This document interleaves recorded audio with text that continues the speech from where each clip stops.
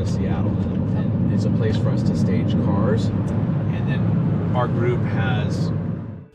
I'm Pat Ninburg. I'm a Puget Sound pilot. Collectively, and that's what we call the Green Car Club.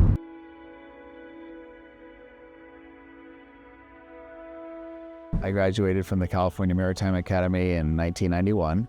I got licensed here in 2019 at the age of 50. And they're used just to get us mostly from Port Angeles to Seattle and back, or Tacoma. Mm-hmm. And it's all about convenience.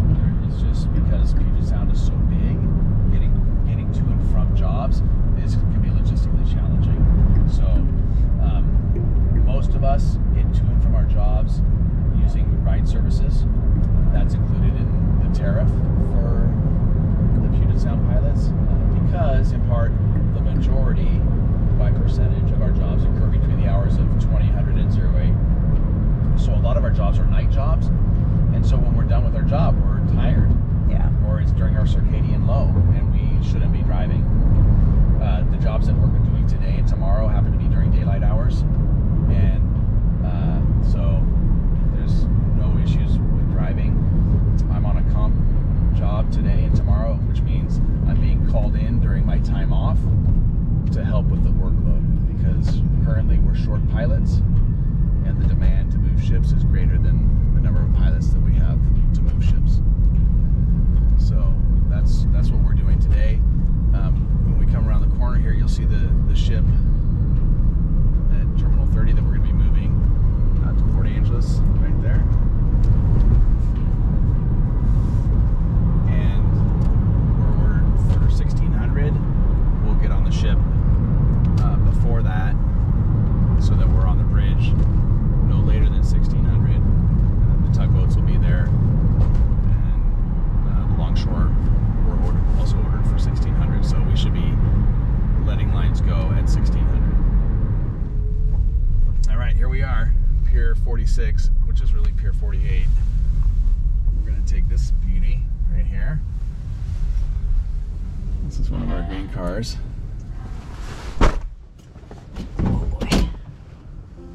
I work with a really wonderful group of people. I have a job where I'm learning all the time and growing professionally. We'll drop off Pat's car and then we'll take the green car to the ship. So I went up to the California Maritime Academy with my dad in 1987 to take a tour, and that was it. That was the only college I applied to. I joined the academy the summer of 1987, and I graduated in 1991. So here we are in Terminal 30.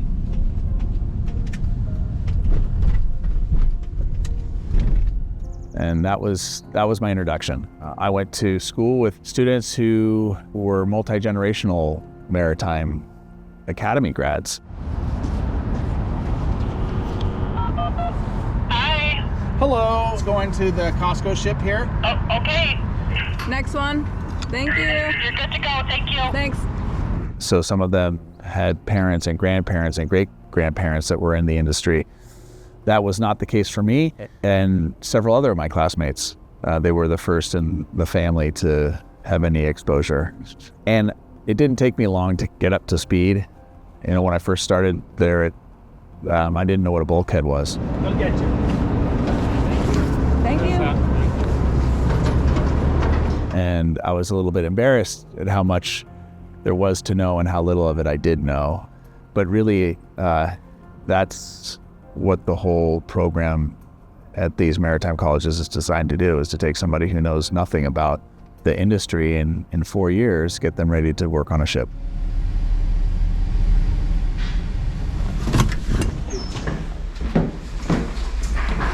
Hello. We are early. I'm just going to set my gear up here. One of the phone calls I'll make is, this is our dispatch screen right here. Mm-hmm. This is proprietary for the Puget Sound Pilots. And we have, for the next 96 hours, we have all of the inbound ships that require a pilot and all the outbound ships that require a pilot. This is dynamic. It changes all the time. So these are the times that the agents have ordered for all the ships. in the next 96 hours. And on this dispatch screen, I can click on the vessel, and it'll give me some information about the vessel length overall, if it's been here before. The pilots have sent our dispatchers information on bridge to bow distance, keel to mast for air draft, the safe working load of the bits on deck, and then it's the vessel speed for maximum RPMs, 18 knots, 76 RPM with 5 minutes notice. And it also tells me who our tugs are going to be, and that'll be my next phone call. So I'm going to call Foss right now. Boss Dispatch, Frank. Hey Frank, Pat Ninburg here on the Costco Jetta. How you doing? Good, sir. How you doing? Good. Just wondering who we're going to have on our way out. All right. Got the Weedle coming up, and Red Stack, I think he's giving me the Protector. Okay. Yeah, Protector's in town. And you also have 1600. Very good. All right. Thank you, Frank. Yeah, no problem. Thanks, guys. All right. Have a nice evening. Bye-bye.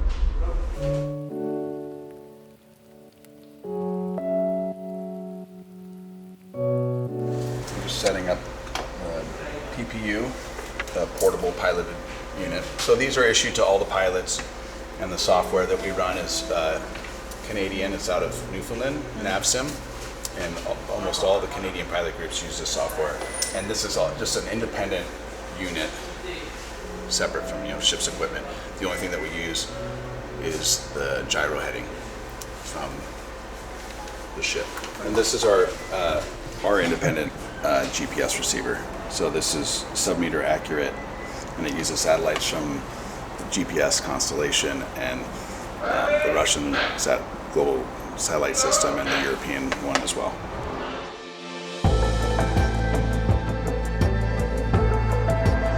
See, and these are the constellations that they're drawing from. So it's a mixture of GPS and the GLONASS. And then what I'll put in the offset for that GPS unit. Mm-hmm. So I'll put in the bridge to bow distance, and then how far it is off center line. This is where I asked for the pilot card. So bridge to bow, 192.6 meters, and the beam is 32 and a quarter. So I'll just use 16.1 for the offset from center. You can see how well it lines up with the ship's position. So the pink vessel is our GPS information, and the green one is what they're broadcasting on AIS. So I'm inclined to go with see how this is kind of in the dock. Yeah, like all in the water in the vessel, and that's not uncommon. They'll have the ship's antenna might be off a little bit when they set it up with AIS. Yeah. So anyway, that's what that is. And then we have routes that that we can draw from. So I'll pull up the Seattle to Port Angeles Pilot Station route. Got a lot of routes. Seattle to Pilot Station. So it's all on I have a small SD drive card, so it's all on there. And there's the route, and I just activate it from the first waypoint, and it'll be about 67 miles. So do you want to do a little voyage prep? Yeah. Okay. Tugs will be here in about 30 minutes. So. And then our second tug's going to be the Weedle Foss, and right now they're northbound at almost 10 knots, and so we'll see them probably in about 20 minutes.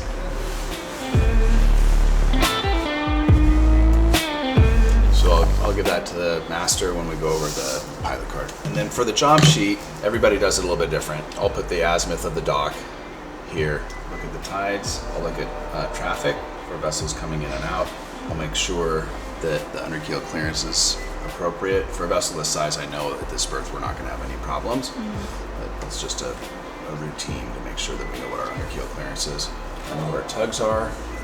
Right now there's a quiet sound slowdown for whales, so I'll just make sure that we talk about that with the master during the master pilot exchange when we're going over the pilot card, just because it'll affect our ETA to the pilot station. And when I get out in the bay, I'll call vessel traffic and give them our ETA to the pilot station. All right, it's 68 nautical miles from the entrance to the east waterway to the pilot station. This is an 18-knot vessel with an ebb and the whale slowdown, which adds about 30 minutes. So if there were no current and no slowdown, we would be looking at 3 hours and 45 minutes. But just looking at the ebb, I think we're going to gain at least a half an hour. And with the whales slow down, we're going to lose a half an hour. So I think by the time we let go of the tugs, it's going to be about 3 hours and 45 minutes to the pilot station. That's it for traffic. So I'm going to take a look at the pilot card, get the draft, confirm our under keel clearance. So for Terminal 30, it's 47 feet. And I converted into meters because most of the pilot cards are in meters. At a zero tide, we have 14.3 meters here at the berth. Okay, let's take a look at the pilot card. So the vessel's deep draft is on our stern, which is normal, 11.6 meters. So I'll take the least depth, 47 feet. I'll add the tide. And then I'll subtract the draft. And we have a UKC of 19.2 feet, 5.8 meters at 1600. Plenty of water. And so we'll just go over this with the captain. Captain, can I have a few minutes just to go over the master pilot exchange? Yeah, just a couple minutes. Alrighty. Everything's working okay? Okay, no problem. Any deficiencies on the vessel, Captain? No. Okay. I'll be working closely with your bridge team, and we'll do good bridge team management and communication. If we have any questions, if I have questions, I will let your bridge team know. If your bridge team has questions, please ask. Yeah, okay. Okay? Please sign your name. Okay. Yeah, only sign signature, no problem. Okay. And you probably remember this, Captain, from when you came in. If you could print your name, answer these 5 questions, and sign. Okay. Point 4. If it's less than a half a degree, in this case, I consider the gyro error minimal. The Costco Jetta on 7.7. Anybody work on 7.7? Hector's on 7-7. Hey, good afternoon. Is that Mike? Yes, it is. Hey, Mike. You got Pat Ninburg today, and we got crew going fore and aft. And we'll put you center lead aft there on 65 ton gear. Hector, center lead out, 65 tons. Wheels on 7 tons. Hey, good afternoon. You got Pat Ninburg today here on the Jetta. We'll have you forward on the center lead, 65 tons. Okay, center lead forward. And you got Patrick on the wheels this afternoon. Good afternoon, Patrick. Seattle traffic, Costco Jetta. Good afternoon, traffic. Pilot 205 is aboard the Costco Jetta, preparing to get underway from Terminal 30 East Waterway. We'll be outbound for the pilot station. Next port of call would be Constant Spank Anchorage, and we'll call you when we clear the waterway with an ETA to the pilot station. Captain, let's put that one on channel 14, please. Which one? 14, we'll put this one 13. Okay.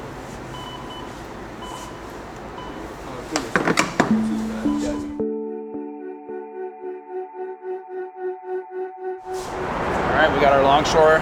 We're just waiting for the bow tug, and looks like we'll have an on-time departure. I didn't think about being a pilot until my wife was pregnant with our first child. And by that time, I was in my early 30s. And Captain, bow thrusters ready? Ready? Ready. Okay, wheels all set, and we're coming around for a tour. Okay, so that好了。 Nice iso. Captain, let go all stern lines, let go all headlines, hold string lines. 大副结手了，结手了。好的，结到全部收了。对的，二副结尾了。这边收到，结尾了。哎，两个啊，慢慢来。两个。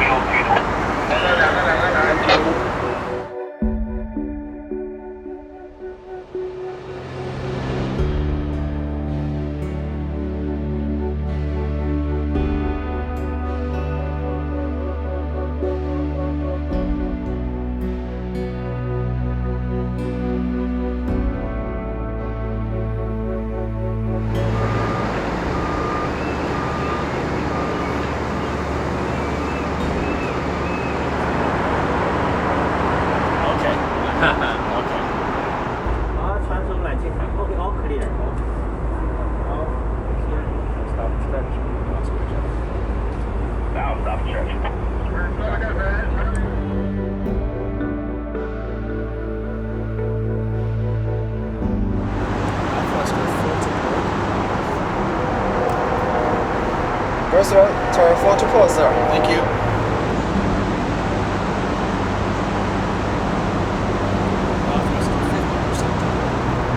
Both thrust are 50% to port, sir. Thank you.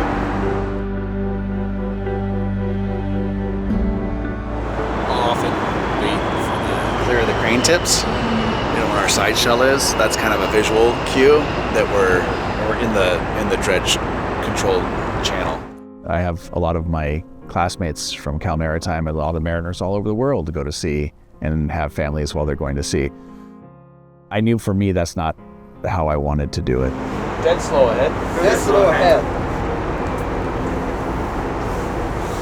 We can go inside, Captain, if you want. So that's how I pivoted. You know, I thought at that point I had been around the industry long enough to know about pilots. Helmsman, steer 358. 358. 358. And what their lifestyle was, at least in terms of being accessible and home more frequently. So that was my goal. If we're gonna have a baby, I wanna be home as much as possible. And I love ships. I still wanna work on ships. It seemed like the next logical career transition. It was not really very realistic for me to think about what it was going to be like to be a parent until I was a parent. And Captain, I just want to confirm, both anchors are ready for emergency? Okay, already. Already, very good. Okay, please have crew stand by forward. Once the bow is past the end of the dock, we will let go of the tug. Stand by forward. Okay. And being gone 9 months of my son's first year was difficult for me. Easy with the tug line. I see that.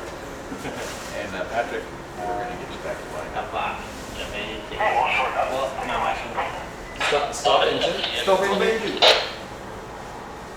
A mile lower stop traffic, exiting the east waterway, the container ship, customer jetted. Thank you. Customer jetted will be found out of Italy. We got the ferry coming here.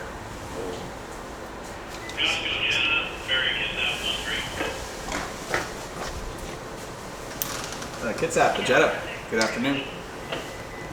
Afternoon, eastbound ferry will be above Wabash. Oh yeah, we'll just come to port here as soon as we're clear of the waterway, and we'll stay south of the sea. Thanks for the call. Sounds good, thank you. Costco Jet. Captain, the crew on the stern can let go after tug. Easy with the tug line. And on the stern, Mike, come on in for your line.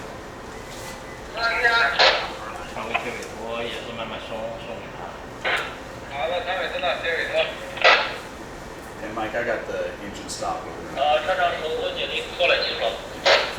Okay. Hard to port. And we got a line back on the wheel. Hey, nice work, Patrick. Thanks for the hustle. You have a good rest of your evening. You have a good one too. Have a safe trip out. See you. Dead slow ahead. Dead slow ahead. Thank you, Captain. And Captain, we're finished with bow thruster. Okay. My wife is fully supportive, and we have a lot of support at home with brothers and sisters and aunts and uncles. And so it was my decision when my wife was pregnant with our second child, my son was 9 months old, that I came shoreside. And I worked shoreside for 6 years. For the one and only reason why I just wanted to be home. And I didn't want to miss. I'd already missed in 9 months a number of things. And I was in West Africa when I found out my wife was pregnant for a second time, and I just said, this is not going to work. Yes. Yeah, 1 hour before. So I will set my alarm for 1900, and I will confirm. Okay. Thank you. Half ahead. Half ahead. Okay, and if it's possible, Captain, if it's possible for the dinner, no meat, only. No meat? Yeah, no meat. Southward to Just vegetables? I still had the pilot idea, like the seed had been planted, and I love ships. That wasn't going to change. But I didn't want to love it at the expense of missing out on being a parent. And so I had a conversation with my wife about what that might look like if I decided to take a shore job. It's just getting gradually bigger as our speed is increasing. No wake up date. Yeah, I mean, on a summer day, with the small Boston whalers out here and, families with kids, it's something that we think about. We agreed, and my wife fully supported the idea of me working shoreside until our daughter started kindergarten and our son was in first grade. So I'd be shoreside for 6 years. Sierra Golf, yellow flashing, 2.5 second. That's the beginning of the TSS for us, going north. This guy right here. And then if at that point I still wanted to be a pilot, I'd go pursue it. And that's what I did. There's the Florida. She's in ballast. I know that because of it's color coded, and the pilot got on board at 1309, and she is headed to U.S. Oil in Tacoma, and we'll be meeting her shortly. Starboard 340.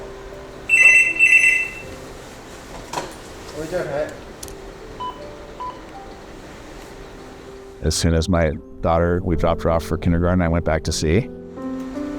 Okay, we can increase to 80 RPM. And that's Now? It's 5-minute notice. Yes, that's right. Yes, let's increase now. Okay, one by one. One by one. Thank you. Sir, course 010. 010. Thank Yes. you. So I'll usually dial in the next leg, Private traffic, just as Roger, a 042. reminder, something to do, visual.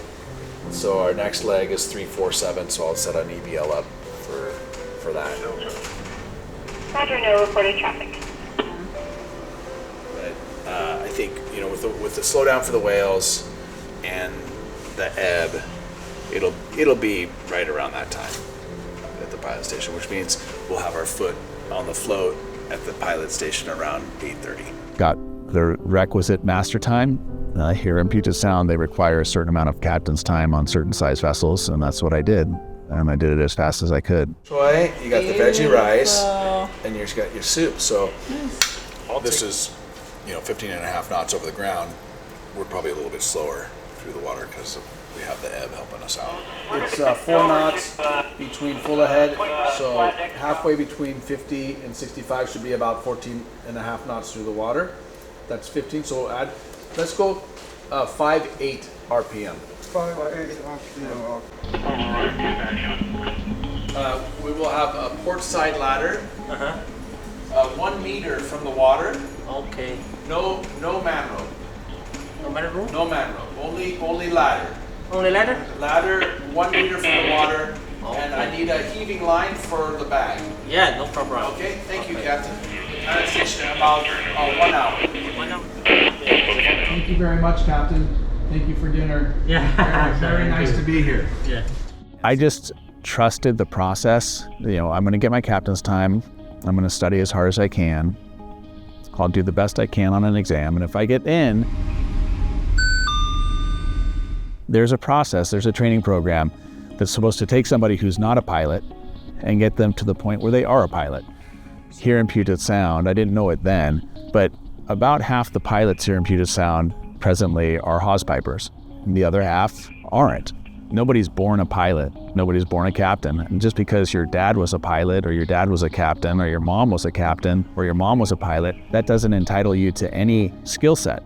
Early on, when I was at the academy, I misinterpreted that to mean that if you knew somebody who was a pilot, or if you were the son or daughter of a pilot, then you were more eligible to become a pilot, and that's certainly not the case. If somebody had sat me down in 1987 and said, here's a path to pilotage and here's why it might be worth your while, I'm not sure I would have done it. When I got out of Cal Maritime, I went up to the Bering Sea and I commercial fished for 7 years out of Dutch Harbor. And I was looking for adventure. I was 21 years old and I did some really interesting things. I left that and I went on to work on expedition cruise vessels all over the world and saw some really interesting things. And I would have missed out on that if I was on a direct path to pilotage.